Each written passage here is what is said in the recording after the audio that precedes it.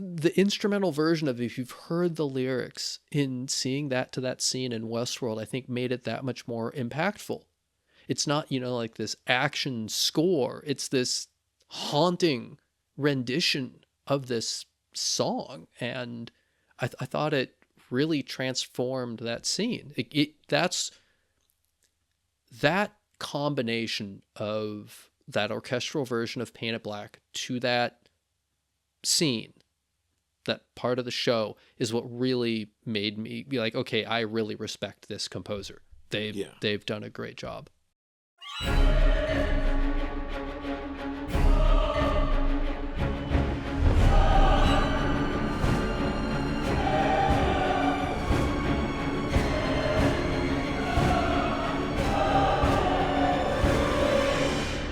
In the distant future, vampires rule the night, but their numbers are dwindling.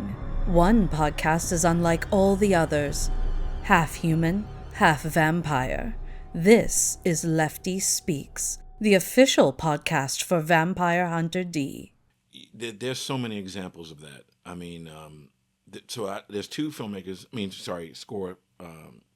film composers, Basil Polidorus, who did Conan the Barbarian and also Hunt for Red October, and those are both like incredible scores. And then you think about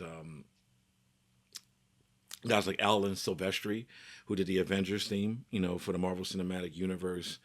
And, like you mentioned Hans Zimmer, you mentioned also, Tour of Duty. An interesting bit of trivia about Tour of Duty is that the show was doomed not because it was bad, because it was a fantastic show. Tour of Duty was doomed because they put it up against Cosby Show in the mid-'80s, when the Cosby Show was at its absolute artistic and ratings height. And they tried to counter-program it on CBS against NBC's lineup. And I thought that was a really, really, really, really, really bad move by whoever was in charge of programming at that time at CBS. You should have moved Tour of Duty to another time when people could actually watch it. Because if you go back to Tour of Duty, it is one of the best Vietnam War shows. Because there were a couple, and there's a lot of, like 15 trillion movies during the 80s, but when you think about like certain themes, they do take you there. Like when you hear the first beats in Conan the Barbarian, that do do do do do do do do do do do do do. I mean, it takes you there. It's like opera. Oh, yeah. It's not even like It's like when the first time I ever saw Conan the Barbarian, it was on television, and I felt like I was watching an opera because it was so big on my small TV, and that's the power of music. I can't remember how old I was, but the two movies that I kind of forced my parents, which ended up being my dad, to take me to, well, I think I was 10 or 11 when Conan came out, I think. Wow. And I made him take me to it in the theater. And good God. Wow. Yeah. Wow. And so there was definitely some conversations on the drive home about certain scenes, because my dad knew Conan from the comic books that I read, and he's like, wow. Okay, and Arnold. I was a huge Arnold fan, so it's like, Arnold and a comic book character. My dad is an avid reader, so he'd read some of the Conan books. So yeah, he didn't. He was just like, okay, this is maybe a little mature for my 11-year-old son, but. And then, but yeah, I'll write into meetings. Like I've had this. I bought the original vinyl record album. It's at my parents' house in Arizona. And so for a while, when I went to like pitch meetings and whatever, I would literally put in that song as I'm driving to the meeting, like like I'm ready to go, ready for battle. But not in a violent way. It was just like a very uplifting, you feel like you can punch a wall after you hear that song. Yeah, you're on like you're ready to walk into Mount Olympus. Yeah. Another great score would be Blade Runner, by Vangelis, who also did Chariots of Fire, which won Oscar, right? Didn't that? Right, it did. Yeah. And that's another thing that, when you hear Chariots of Fire theme, you automatically are transported. You immediately know what that is. Blade Runner does not have a proper theme like Star Wars does, but the death of Roy Batty, the music playing under that, has been the recurring score that you hear in Blade Runner 2049. because Okay. it's kind of telling you the story of, again, people who want more life, people who have do have an expiration date. And it's so beautiful, and it's used in the end. Unfortunately, spoilers, when the Ryan Gosling character passes away, they play the Roy Batty theme one more time before they go into the final shot of Blade Runner 2049. And it's another great example of how things are used repeatedly, how certain leitmotifs are used repeatedly. You look at you mentioned Hans Zimmer, you look at Interstellar. Yeah. Absolutely. Like when he goes into the black hole, and like the 5 minutes, the music playing before he goes into that black hole is some of the most beautiful music I've ever heard. Before they go into the wormhole, for those who haven't seen Interstellar, it's about Matthew McConaughey trying to save humanity by following a signal to the other side of the universe. Before they go into the wormhole the first time, that music, I mean, it is just mysterious, inspiring, terrifying, but also like transformative, which is the whole point of the movie. And you look at Jonathan Nolan and Christopher Nolan has done that repeatedly. Like in Inception, the music is incredible. It's used at the right point. I think Memento uses music well. Yeah, I was just going to mention that. Yeah, The Dark Knight trilogy. Not as sophisticated, but Right. yeah. Yeah, and the Dark Knight trilogy as well. There's just so many great moments of music being used to strike an emotion, to push you forward. Like I mentioned earlier, one of my favorites is Giant Robo, which is the OVA, like 1996, I believe, which was the reboot of the classic Giant Robo series with Johnny Sacco or Johnny Robo, whatever his name was. But that music was composed by the Warsaw Philharmonic with a choir. And I recommend, it's on YouTube. I put it on I believe I put it on a Discord. There's a whole YouTube playlist of the whole soundtrack, and it's very long because there were 7 episodes of the OVA. I believe the title is Giant Robo, The Day the Earth Stood Still, or The Night the Earth Stood Still. I think that's the title. If you have not seen that anime, number one, you need to go watch that anime. I think you can find it somewhere. That Giant Robo anime, not only is the animation beautiful, it's done in a retro style like Batman the Animated Series or The Big O. It's very similar to that in design, not influenced by it, but similar. But the music in that, I mean, I wish we could play it. I wish I could show you the scenes I'm talking about.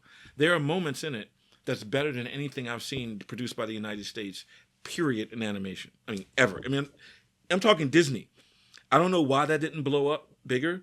I don't know why Giant Robo didn't get, like, that particular iteration didn't blow up, but it is astonishing. That's the word I would use. And I strongly recommend, if you like music, if you like anime music, look up Giant Robo, The Day the Earth Stood Still. Or the night, I think it's either day or night the Earth Stood Still. It is just a brilliant work. Great stuff. Well, I mean, I definitely think that that Western audiences in America is starting to come around to understanding and appreciating Japanese, animation or anime. I mean, you look at like Chainsaw Man just won the box office this last weekend. Yes. And before that, it was Demon Slayer. Demon Slayer. Yeah, Demon Slayer is now the highest grossing foreign film in the United States of all time, beating out what is it? Crouching Tiger, Hidden Dragon. Right. Which was the other, and that's like 20 years ago. So it's really amazing that we have American audiences are starting to appreciate, I mean, not that I have anything against Disney films because they were fantastic in their own way, but Japanese animated films especially are like on a different level in many times, and their incorporation of music I think in a very sophisticated manner, more reflects like feature filmmaking. But we as Western audiences usually looked at anime as something for kids rather than adult, mature, sophisticated material. And I'm really happy the West and specifically America is opening up to that. And one of the things I find interesting on that topic, slight branch, won't go too far onto this. If you look back at a movie like Kimi no Namawa or Your Name, it got almost no traction in the United States. It made several hundred million worldwide box office. Couldn't get a domestic theatrical release in the United States. Funimation took it out. I think they did a great job with the hamstringing they had because of the American movie industry not believing or wanting to take anime seriously. And for people that want to, feel free to chase the rabbit hole on how restrictive the American distribution market is if you're not a major distributor. For example, Regal Theaters, feel free to look up Regal Theaters and the box office from Passion of the Christ. Mel Gibson had to sue Regal Theaters, the biggest theater chain in the United States, to get their portion of the money because Regal never paid Mel Gibson for Passion of the Christ until he sued them and they settled. Wow. If you think that a smaller distributor can try and distribute a smaller movie and be treated fairly in the American theatrical system, Mel Gibson, for the highest grossing R-rated movie in history at the time, couldn't get paid without a massive lawsuit. That's part of the problem. So now, post-pandemic, with the growth of anime and across all sectors, music, manga, and film and television, we're finally seeing theatrical releases in the United States on a large scale because there's enough money that people finally started paying attention. Yeah. It's just the start. It's just the start. I mean, Chainsaw Man proved that. Yeah. Oh, yeah. No, and for music themes of people paying attention, there is a company that I was introduced to a number of years ago called Tiger Labs Vinyl. And they do vinyl pressings of anime soundtracks and scores. And they did both the 85 and Bloodlust VHD films, among dozens of others. And that's one of the things that I find fascinating on this topic of music and how meaningful it is to us, is that older shows, older movies have enough of an interest in their music and how meaningful that is to people that there are companies that their sole business is releasing vinyl records of that music. I think that is a phenomenal bit of testimony to the enduring impact of amazing music. And that without it, I think multimedia storytelling doesn't work. The good music absolutely transforms what you're doing for your storytelling. It primes your audience. It gives you a change of emotion that I think the words alone can't reach. Yeah, I mean, like I read Bastard, the comic book, when I was living in Japan, right? I'm sorry, Berserk. I read Berserk when I was living in Japan. And then I didn't watch the anime until I was back here in the States. But the music, the score made it so much more powerful. And I was a huge fan of that manga. And then watching at least the first, there's several seasons of it. The first season is the one that I just blew me away. The music, I mean, the artwork, everything. But the music transcended, was transcendent, just really. Yeah. Yeah.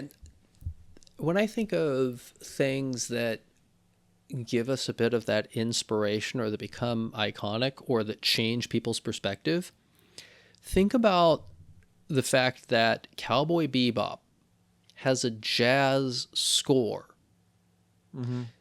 Jazz is not a Japanese music genre. But it's so it's very popular in Japan. There, yeah. I mean, I lived but in it Japan caught for on 4 years, and I went like about once every week or two. I went to a jazz bar. I mean, it's It's so popular. Jazz is so popular in Japan. It's phenomenal. It's hard to believe. Yeah. To me, that's the transcendence Mm-hmm. of Mm-hmm. music. Yeah.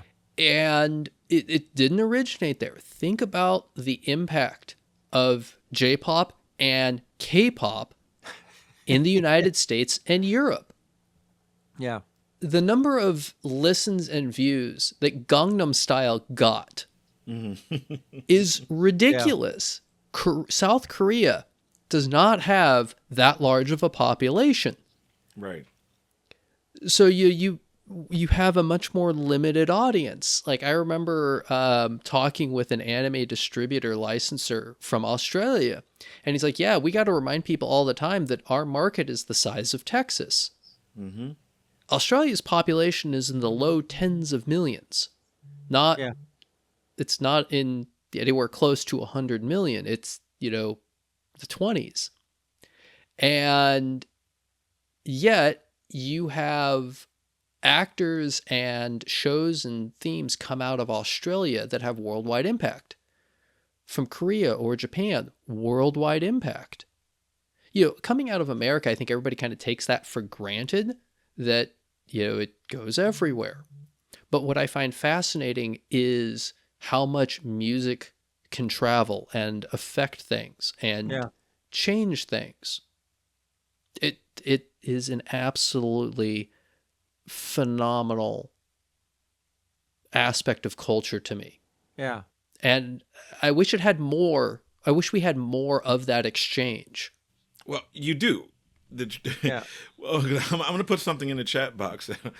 So when you mentioned K-pop, and see, the difference in my mind between J-pop and K-pop is that J-pop, while I feel like it pulled more from city pop era of Japanese music and also early 90s American R&B, but what it did not do was mimic it to almost a clownish extent.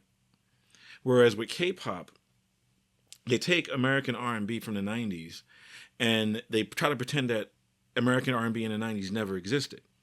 And that's where I have a problem with K-pop versus, especially like the bigger bands. And what I'll do, I'll share with you in the chat box.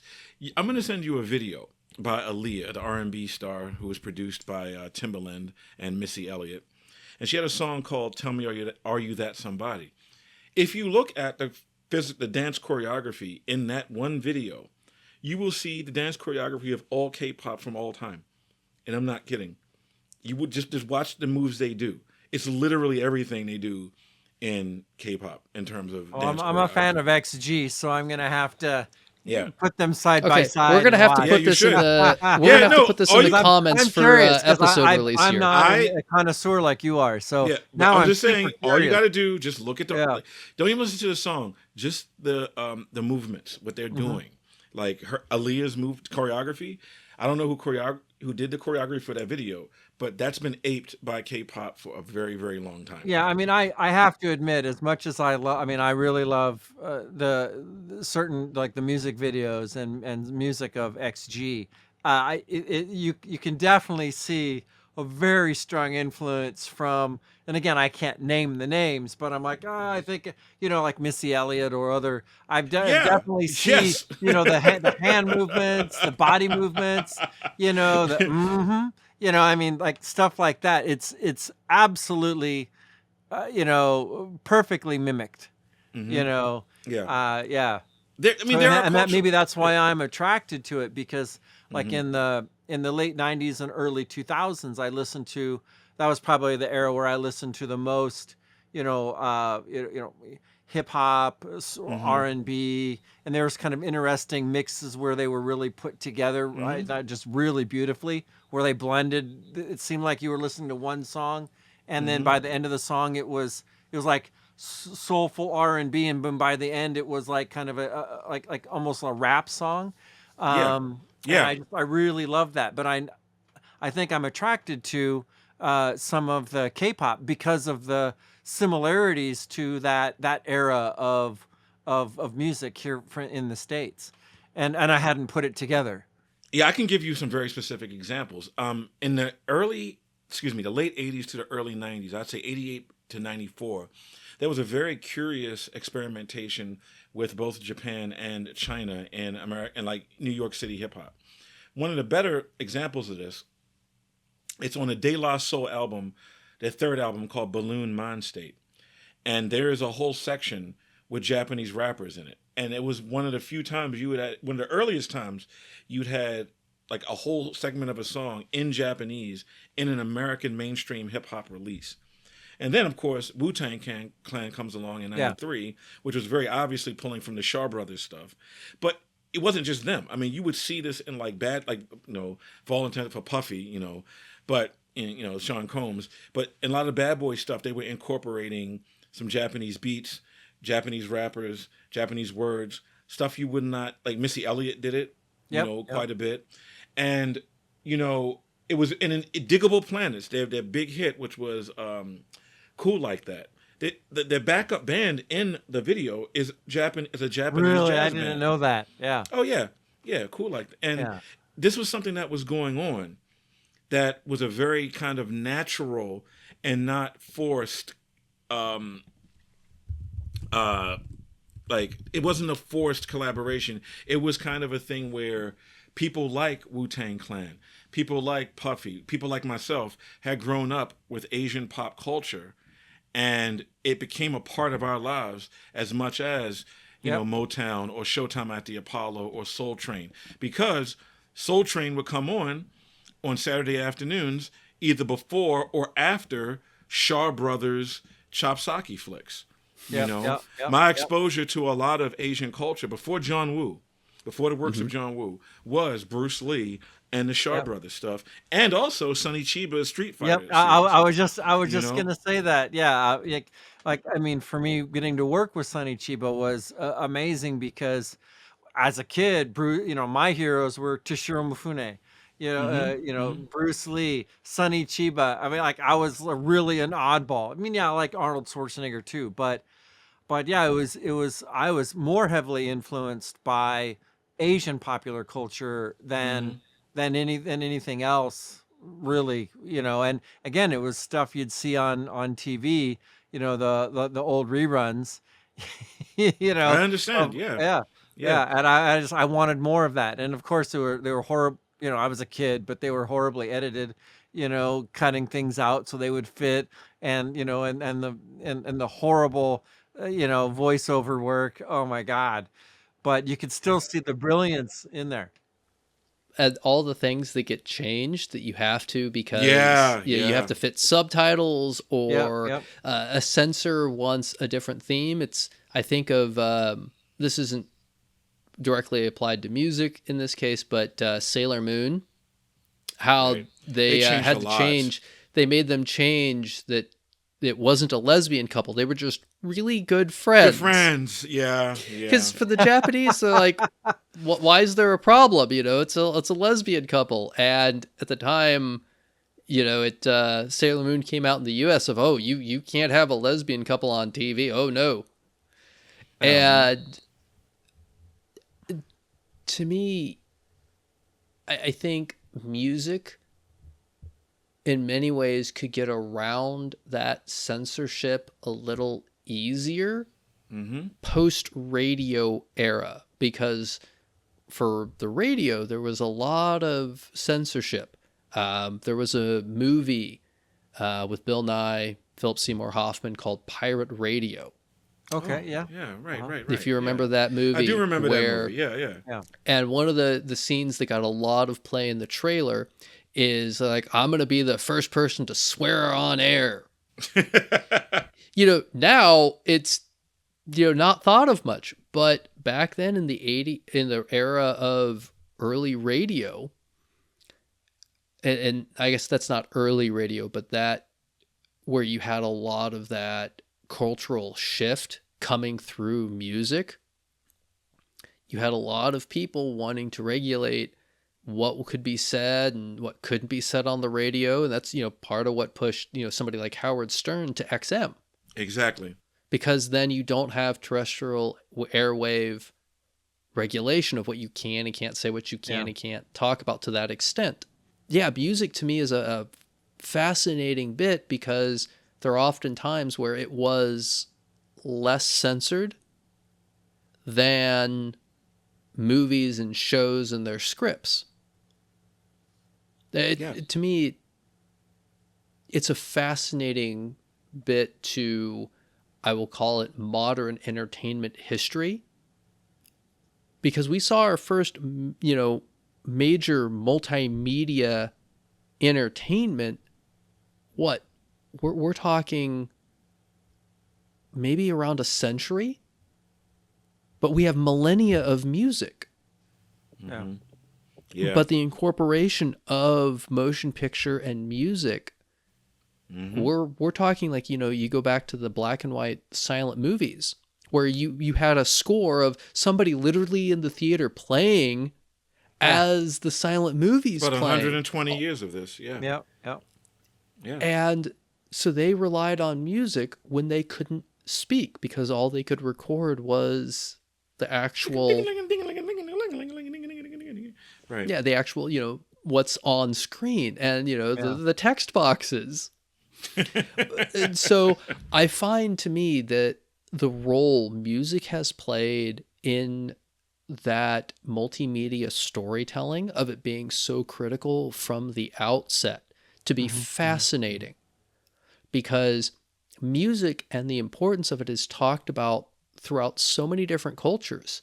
I think of having grown up going to church, I think of the stories of, music in the Old Testament and the importance it played. And, the Bible, mentioning, sing a joyful song to praise the Lord. And I think of the importance of music, how it influenced Jewish culture and then through that Christian culture, which is, the background I grew up with.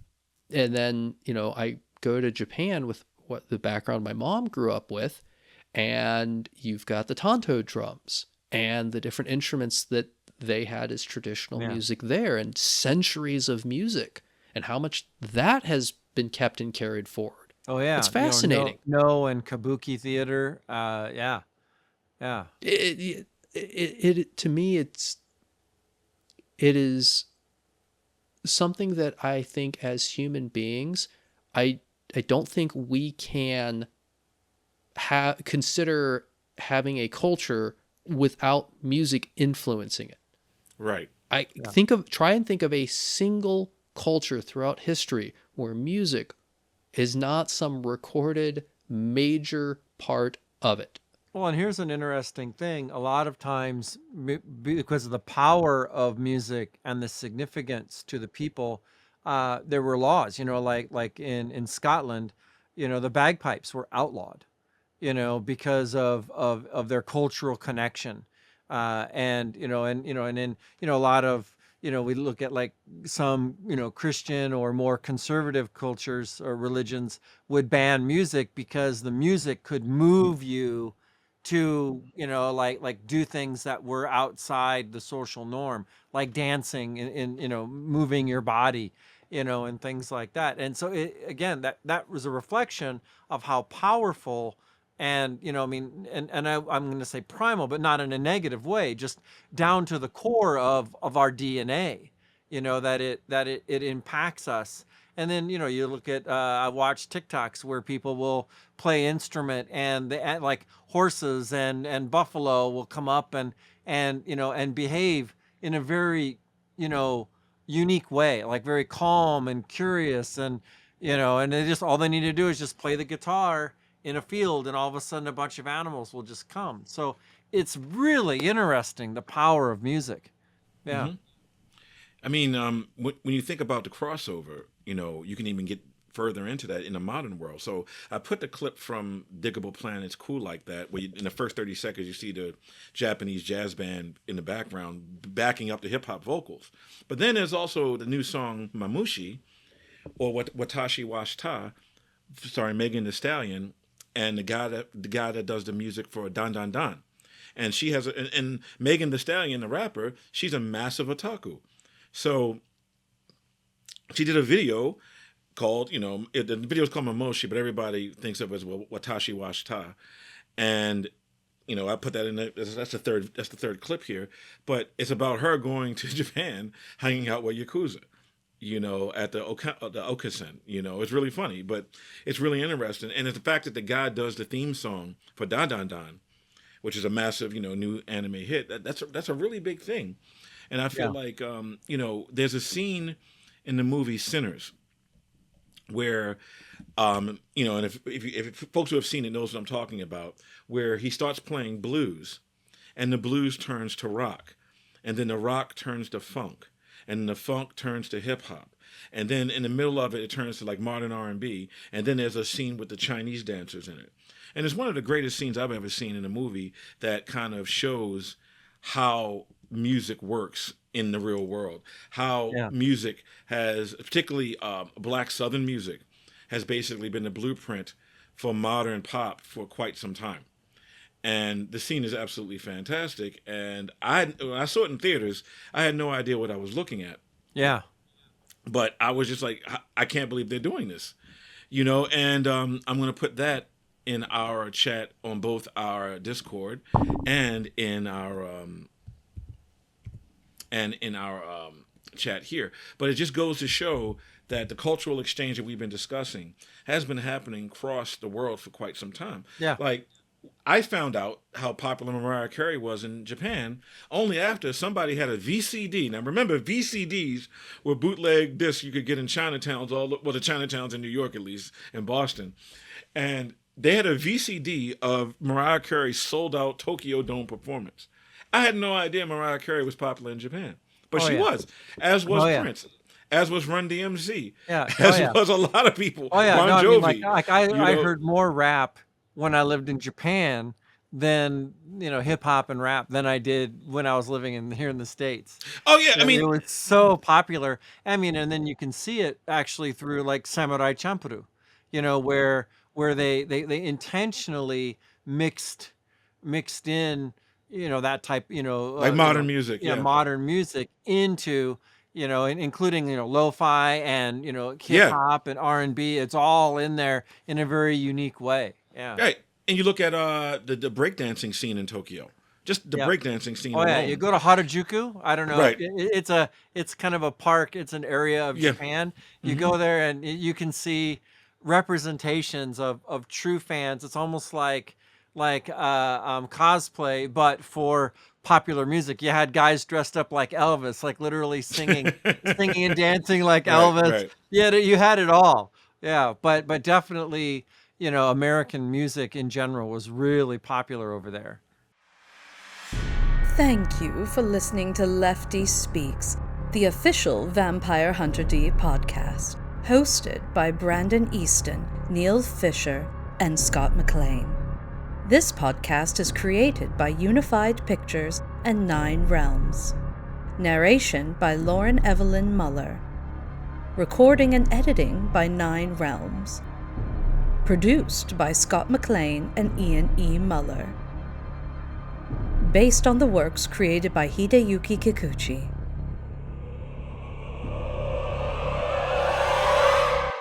Happy hunting.